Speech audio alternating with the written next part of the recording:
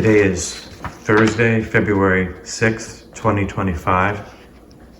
This is Lou Storey, representing the City of Savannah's Municipal Archives as a volunteer from the Learning Center, the Senior Citizens, Inc.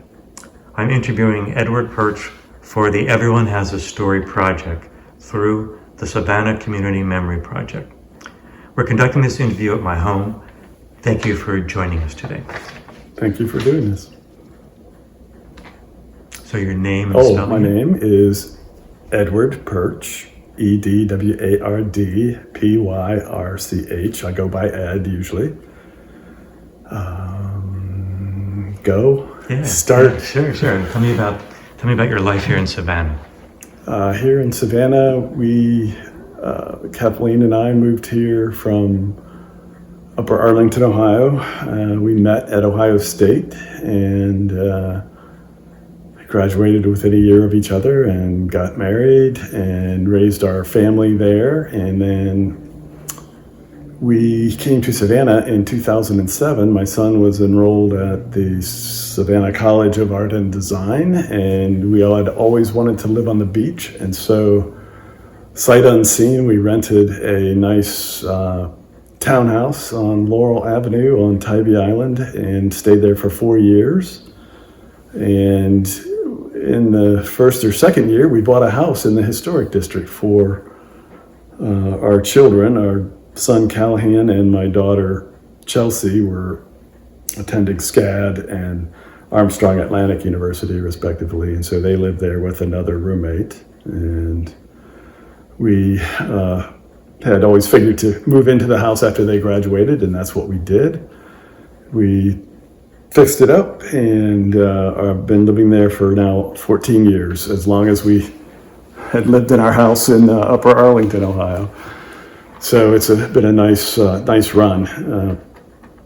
And I soon was working from home when we moved here, still working on some projects. I'm an architect. I was working on projects back in Columbus with the firm that I was with, and my own firm and other architects, and then slowly cut the cord and began to find work here. And I worked for the City of Savannah, and my title, architectural coordinator, and I did that from 2008 to 2011.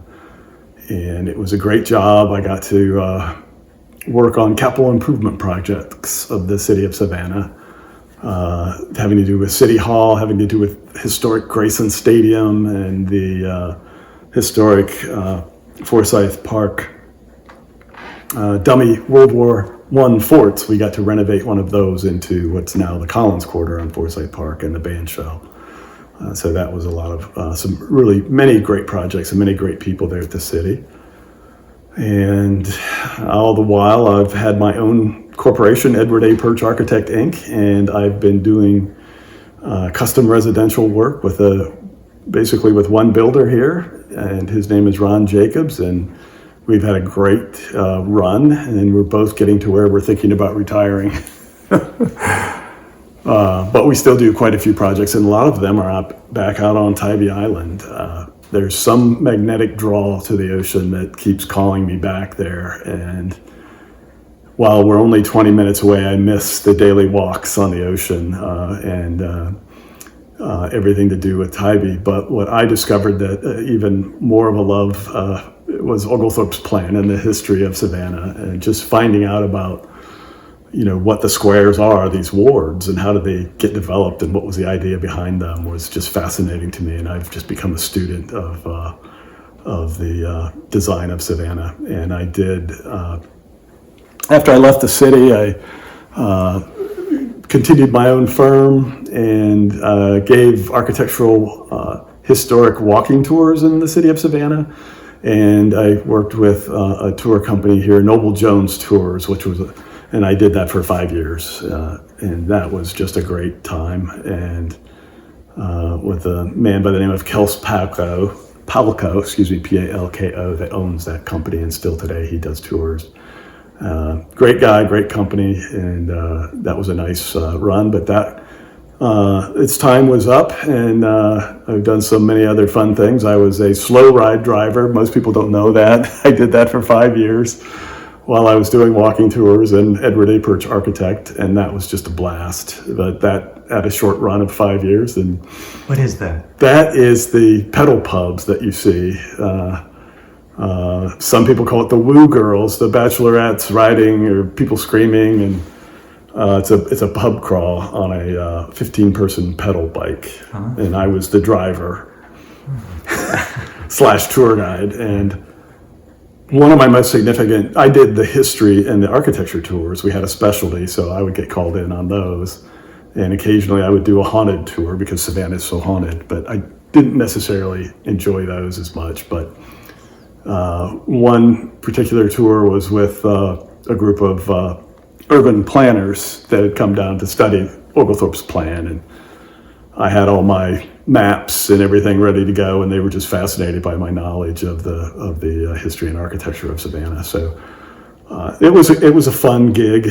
But now I've found selling art in Forsyth Park, and that's just fascinating to me. And the city has a wonderful program with you can get a permit to go be a street artist in Forsyth Park if you can make your art and sell it there. What kind of art? The art that I do is architectural art, and also I'll just paint flowers or something to get me out of my comfort zone. But most of it is building art, colored renderings of, and some pencil drawings, mostly drawings that have been colored, watercolor, mixed media. Yeah, it's a lot of fun to do that. And you mentioned your knowledge of the particular architecture here. What about that? With someone who doesn't really know, what would you need them to know? Just the fact that in the chronology of, is that the right word? The order that Oglethorpe, it all parallels his life as somebody who was pro-slavery in his younger days to somebody who became an abolitionist essentially in his older age, and who always knew that people were equal. But I think because of his family situation, he was brought up differently. But as he entered the military and was stationed in Turin, Italy, that's where he saw Piazza Carlina.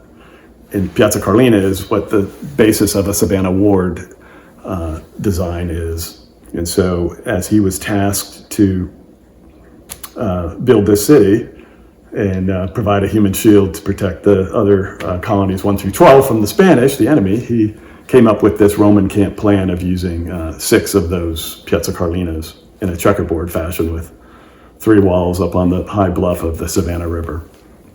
So that's essentially it. And just a few days ago, we were down in St. Simon's on Monday, and we got to see, well, we didn't go there again, but I've seen many times there, Fort Frederica in the village of Frederica, his first love. I think he did that secondly after the 6 squares were up, but then he commutes back and forth to Frederica and build that village and fort, which is similar in scale to the Savannah Ward design, but completely different, being on the water. And of course, that's where he won the Battle of the Bloody Marsh and defeated the Spanish in the 1740s. So yeah, it's just fascinating how, I guess, we took that plan and continued to increase the checkerboard. And has that plan been honored in current day, or what's the story around that? I just think there's a lot of ignorance of the plan, not necessarily ignorance, but the fact that we had 24, we lost 3 of them. We got Ellis Square back in a kind of a contemporary way with a parking garage under it, but respecting the Oglethorpe layout. And then just recently we had a chance to get 2 more back, Albert Square and Orleans Square, and we didn't get them. So maybe another 50 years we might. And it's a shame, not a shame, but it's, having worked in government, I can see how it came about, the solution, how it came about. It's politics, but the essence of Oglethorpe's plan is just such simple, pure geometry that is really, the truss lots, the tithing blocks, and the negative space of the streets. The proportions are just marvelous to the human scale, and beauty, if you will. But having said all that, the Native Americans had no idea what a 30 by 60 lot is, or a 60 foot by 90 foot lot is. What's that? Land ownership? What's that? So we took something really beautiful from the Yamakara tribe and Chief Tamachichi and all the other indigenous folks that were already here sharing the land. So who's to say what's True. beautiful and what isn't? So, and that's why I like Tybee so much, because of it's just the ocean ready to just knock these silly buildings over at any moment for the next hurricane. But the beauty out there and the severity of the ocean is just, it makes you feel like you really are the grain of sand in the whole picture. Living here from Ohio to the south, what are the differences? Yeah, that was quite a shocker, living as a kid, living in Ashland, Ohio, and all white. I think we had maybe 3 or 4 black families there. And, growing up in a lily white Midwestern small town and then coming to Columbus. Columbus is very integrated, but where we lived, it was basically all white. And then coming to Savannah and Tybee and finding, wow, I'm in the minority here. It was a culture shock to me, just because I had not experienced that minority. And working with the city of Savannah, it's also very prevalent as well that you're in the minority. So just a whole new way of acting and reacting with people and how to get along with people. And at first I cried a couple months maybe, thinking, what did I do? And then I'm so glad I'm here. I'm so grateful to be here, in this integrated city. So yeah, it was a culture shock at first, but now I wouldn't go back for anything. Why? Except to visit. What was the benefit? What was? Just the fact that you're not who you think you are. You're on the same. You see that you're now equal to everybody. There's nothing that really, puts you above somebody else, whereas maybe before you thought you were, or I thought I was. So yeah, that was a big eye opener. Yeah, so it was a big change. Oh yeah. Yeah. Any other changes you can? I mean, the climate, that was always explained to me when we moved to Tybee, and I had my artwork in a gallery there. The owner's husband. I said, "How can you stand this heat?" The first summer, and I sweat a lot because I'm a big guy, and he goes, "I don't worry. I golf. I'm out in it every day. You'll acclimate. Give it 5 years. You'll get used to it." And sure enough, I got used to it, and I love the heat now. Just go jump in the ocean, and the breeze, and the oaks, the shade, and air conditioning is pretty cool too. You mentioned the oaks. Well, what about them? The state tree of Georgia, the live oak. I mean, it's just a magical tree, as my granddaughter says, with hair. And the resurrection ferns, after a rain, they just go out in the rain and watch them come to life right before your eyes. The magicalness of it, the enchantedness that the Spanish moss adds to the environment, and makes great foreground in drawings. When you gave historical architectural tours, what do you think people came away with? What was of value? I think the best, and this happened on a slow ride, but and it was related to me through the owner. She said that I think I was always at the top with 5-star. It was like you got bonuses based on how many 5-star reviews you got,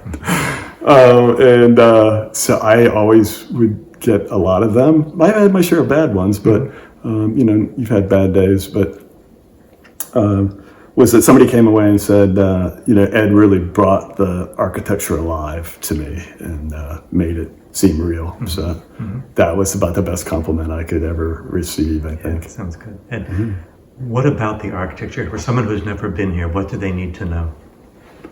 Well, I think it's the framework, Oglethorpe's plan, first of all, and understanding the trust lots versus the tithing, and just the simple, perfect geometry of a ward.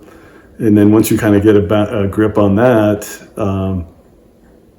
realizing that the architects that really, put a face on Savannah, the fancy period of William Jay in the 1810s, and then he really put that English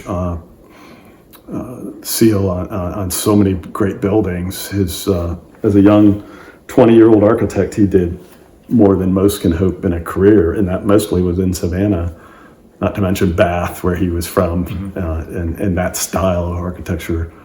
And so he bought the classics here, and it was here following him. You had Charles Kluske, you had John Norris, and then just so many great architects that understood Oglethorpe's plan and made the buildings fit within, and respected those boundaries. It's so simple. All you have to do is stay color within the lines. And of course, we can't do that anymore. We have to,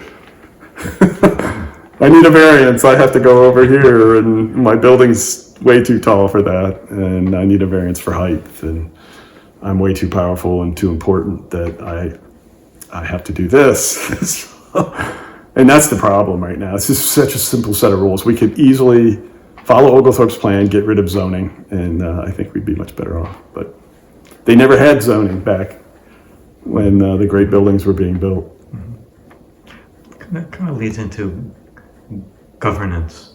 Yes. What's your sense of that here? Yeah, I don't. It's hard to. It's good because Oglethorpe was a staunch. He was a liberal, He would probably be. I don't know how he would be classified today, but that's in his love of humanity, his recognizing that all people are equal, and that. But then, no alcohol, no, no lawyers. That would solve so many problems right there if we could just go to those two out of the 4 prohibitions. I don't know about the Catholics. I don't think we should stop that, but that, I think now we've had Van Johnson for his second term. He's done a good job. Prior to that, Eddie DeLoach, a lot of people that were Democrats voted for Eddie because he was kind of like an Oglethorpe, that he was, and we saw him the other day coming out of church. He still looks like he could step right in and pick up where he left off. He was a great one. You had Edna Jackson before him, and on and on the list goes. And it's not like we have to worry about when we're going to get our first black mayor, because we had that already in the late 1900s. So with Floyd, and down the list, it's just been currently I think it's a little dysfunctional and maybe needs a shakeup. But when hasn't politics been dysfunctional? Really, it seems to go with the territory, in my opinion. Someone who's never been to Savannah, what would you want them to know about Savannah? Oh, and back on politics, it's a city management form of government too, and so that the politics is mostly for show, and they make full advantage of that. But we have a good city manager now too. What was the question again? What would someone who's never been here, what would you like them to know about Savannah? Yeah, sometimes I don't want them to know, so then they won't move here.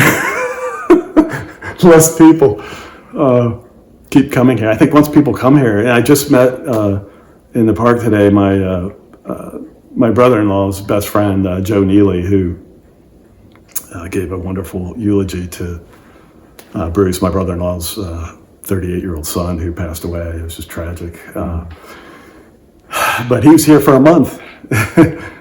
Never been anywhere for a month, from northern Michigan, and here he is, and he's just really, you can feel him. And what would I tell somebody? I don't know. Yeah, just come and enjoy these kind of days like today when it's 79 degrees in February 6th. It's a record. I mean, it averages in the mid 60s now, but even that's great. But we've had this false summer, spring right now, and you get those to make up for that freeze that we had, the full snow, the once in a lifetime snow. I've had two of those, 2018, and that was 5 inches. And then this year, January, we had a couple inches, but ice. Yeah, it stayed for a week, as you know. So yeah, you get everything here, but you have the ocean. The thing that makes Tybee so great is Savannah, and Tybee so great because of Savannah. You know, I mean, vice versa. Two great, a beach town and a historic city complementing each other. So if you want to live on the beach, come to Savannah, or live on the beach on Tybee, or so many other coastal areas what they call it the low country. And it's the low country, but then Savannah has this bluff, this 40-foot, 45-foot, you know, plateau that we're all on here. That is a wonderful piece of land, nicely divided, and looks out over the marsh, and the Savannah River is, you know, to come down onto the river. We walk the river every day and see the ships coming in, and just being alongside the river is quite a good feeling. Yeah. If you like to eat, it's a great place. If you like to drink out in the open, it's a great place. What about the food here? The food is amazing. Not as good as what we get at our neighbors or at home, but it's still quite good. All the restaurants most all of them are just wonderful. You know, there's so many choices to make. So this will go into an archive that someone could access 100 years from now.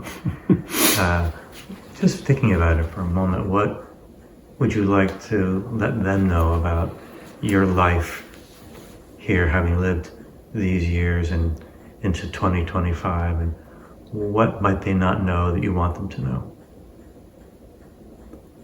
Yeah, Savannah is just it's a great place to live, and climate, the architecture, the walkability of it, riding a bike everywhere, and it's a great place to get healthy and just enjoy life, retirement or work. So many great places to work here. And study Oglethorpe's plan. Know what a trust lot is or a tithing block. Do you think it'll be that way in 100 years? I don't see why it can't be. To me, that needs to be the goal of city planners, if you know, is to save that. And I think there's a renaissance going on right now. People are starting to see that again. Recently, there's been the Oglethorpe Plan Coalition, a new group started to kind of combat the developer taking over Historic Savannah Foundation, so on and so forth. That kind of goes back into politics, but hopefully this new group will rise up and just, it's more like teaching people how to understand the layout and how important it is, and going forward to not lose the streets and the grid that we have here. What about the lanes? The lanes are the veins, right? Those are super important. That you know, utility, all your backside things, the trash, the wires, the sewer lines, all back in the lanes, and access to garages and carriage houses, leaving the boulevard streets, you know, nice and wide, and for the front facades to go right up onto the sidewalks, which you just can't get anywhere else. You go out to any suburb, it's anywhere USA, and Savannah is not, at least the historic districts. And so we have to, hopefully, we can keep that. And this model doesn't exist anywhere else in the United States? It does not, although, you know, the other cities have the buildings right up on the street, you know, Richmond, the Fan area, I mean, just any, Philadelphia, I mean, there's so many. We're not the first planned city, we're actually the third. New Haven, Philadelphia, and then Savannah, but then there's no other place that used the Piazza Carlina Roman camp plan footprint, and So that makes it unique. And its discovery was not until 2007. Awesome. I'm so recently a professor of urban planning, and I'm blanking on his name right now, but in Pennsylvania. You caught me without my notes, but he had a big announcement in 2007. Look, Oglethorpe's plan, the ward, is Piazza Carlina. Here's the proof. He was a map collector, and he made that announcement, and it was the first. John Reps is his name, R-E-P-S. And if other people could study some of John's work, and he's been quoted in a lot of local Savannah books as well. Other authors have. When you were trained as an architect, was he in the curriculum? No, and I was at Ohio State. We were focused on urban design, but it never came up. But I had studied it on my own, and that's one of the reasons I wanted to come here. And then when we found out that, wow, there's an Ohio State All-American shortstop that is the baseball coach, and his good buddy is my son's pitching coach. Maybe you could play baseball while you're getting your art degree. And so that worked out for him. So that was a unique. There's all these sort of small Vanna happenings like that, as we say here, that you're only, the 7 people of separation. I think it's a lot less than that here. It seems like every person is so got a connection right around the corner.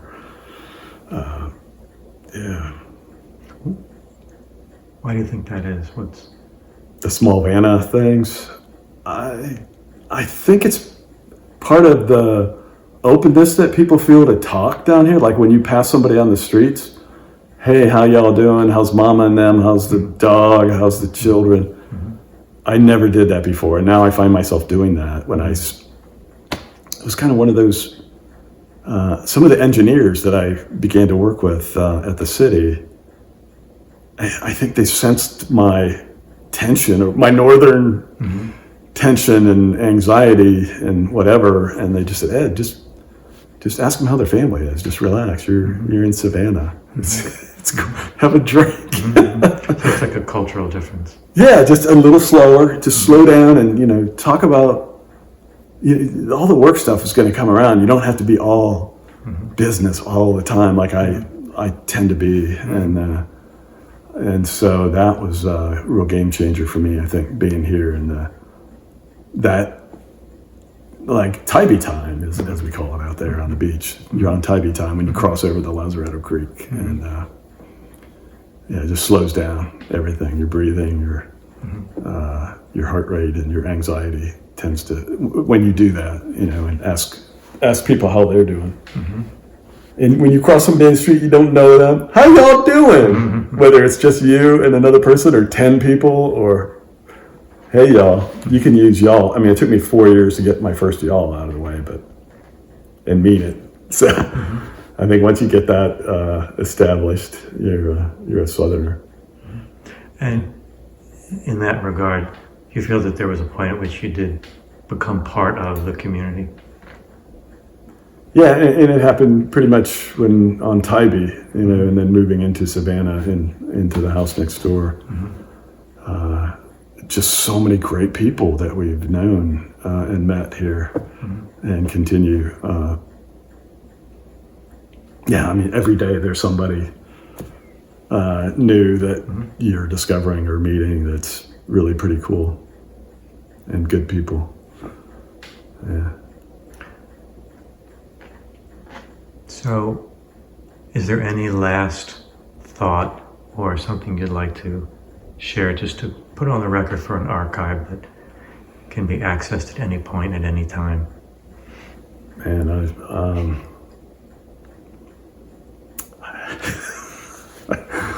I think you stumped me, man. You've had some really good questions, Lou. Thank you. Just come to Savannah, check it out, and see what you think. And, leave some of your northern anxieties behind, and there's so many calm people like that up north too. I mean, I don't think it's that much of a cultural thing, but it sure was for me. So just come here, relax, and enjoy this great weather. Good. Well, I think we can wrap it up then. Excellent. Okay. Well, thank you so much. Thank you, Lou. It was wonderful.